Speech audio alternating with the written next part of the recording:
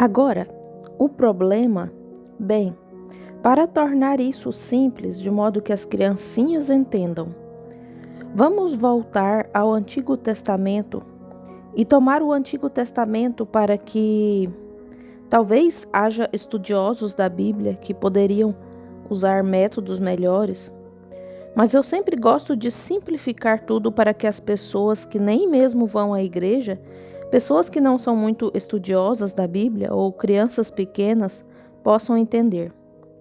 Eu me tornei um tipologista. Gosto de mostrar tipos, de modo que possamos compreender. Pois bem, um tipo desta mensagem de que estamos falando hoje à noite. A vida escondida. Nós extraímos do Antigo Testamento, do maná, do pátio e do véu entre o santuário e o Santo dos Santos. E como Deus operou nisso. Agora, se você notar, depois que Israel venceu os egípcios ao atravessar pela graça o Mar Vermelho, e Deus afogou os egípcios atrás dele, o que foi um tipo da passagem pelo sangue do Senhor Jesus. E todos os capatazes que antes te levavam às coisas pecaminosas do mundo estão mortos atrás de você. Há uma fonte cheia de sangue, extraída das veias de Emanuel. Quando os pecadores mergulham na torrente, perdem todas as suas manchas de culpa. Aqueles antigos capatazes egípcios haviam levado o povo a fazer coisas que lhes eram impostas. Depois de olharem para trás no Mar Vermelho, encontraram todos afogados ali. Não é de admirar que Moisés pudesse cantar um novo cântico. Cantou no Espírito, e Miriam pegou um pandeiro e começou a tocar e a correr pela margem dançando. Se isso não é uma reunião do Espírito Santo à moda antiga, eu nunca vi uma. É exatamente isso. E as filhas de Israel a seguiram, fazendo a mesma coisa. Eles haviam vencido. E um homem não sabe o que é viver uma vida vitoriosa enquanto não tiver vencido completamente. Quem? A si mesmo. Esse é o maior inimigo que você tem, você mesmo. Essa é a razão pela qual você não consegue se elevar na fé, porque você tem um lado intelectual ali. Sua parte intelectual diz, bem, isso ou aquilo é o arrazoamento. A Bíblia nos diz que temos que lançar fora o arrazoamento. Há duas partes em você, duas faculdades.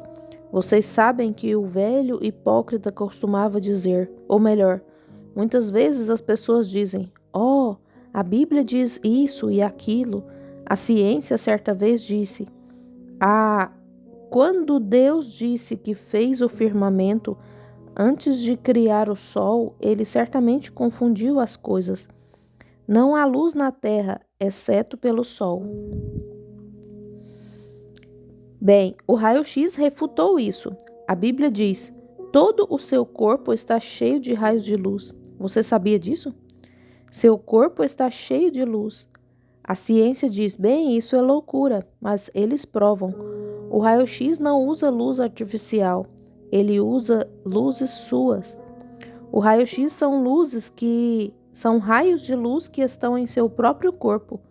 Você não é feito, mas você é feito de petróleo, luz cósmica, átomos e assim por diante. Isso é tudo o que você é, juntado. E você habita nisso, nesse corpo de carne. Um dia eles serão separados. Aqui não faz muito tempo eu estava penteando os poucos fios de cabelo que me restam. Minha esposa me disse, Billy, você está ficando careca. Respondi, mas graças a Deus não perdi nenhum deles. Ela perguntou, onde eles estão, querido? E eu disse, quero lhe perguntar e depois lhe responderei. Interroguei, onde eles estavam antes de eu tê-los? Diga-me, onde eles estavam antes de estarem aqui, e eu lhe direi onde eles estão esperando por mim quando eu chegar lá. Aleluia, isso é certo, com certeza. Houve uma época em que eles não estavam, logo estavam, depois não estavam. E onde eles estavam no princípio? Quando Deus colocou o corpo aqui em uma sombra, eles estarão esperando por sua segunda vinda, em glória, quando Ele aparecerá pela segunda vez. E cada átomo que me mantém unido, cada partícula de luz cósmica se juntará novamente, não por um desejo sexual ou por um nascimento natural, mas através de uma recriação, onde o Deus Todo-Poderoso falará e o Espírito se voltará para o corpo e viveremos para sempre. Oh, meu Deus! Se isso não for o suficiente para fazer o coração de cada cristão rugir de gozo, Deus assim o ordenou. Ele provou isso em seu primeiro milagre, transformando água em vinho, e assim por diante, mostrando que ele sobrepujou a videira. Ele simplesmente falou e transformou a água em vinho. Na verdade, era para ter sido vinho produzido pela videira, em fermentação e fermentado em um barril e transformado em vinho, claro. Mas Deus simplesmente falou e passou por cima de tudo isso. Assim ele fará na ressurreição. Todos os desejos sexuais, casamento e coisas assim, tudo isso acabará. E Deus simplesmente falará e voltaremos a viver. Amém. A razão pela qual viveremos novamente é porque há algo dentro de nós que está vivo agora. Aqui, há algum tempo, um ministro metodista e eu estávamos tomando um sorvete juntos, e o Clube 4H apareceu em uma transmissão de rádio. Eles estavam falando sobre uma máquina que haviam aperfeiçoado. Talvez haja membros do Clube 4H assentados aqui agora.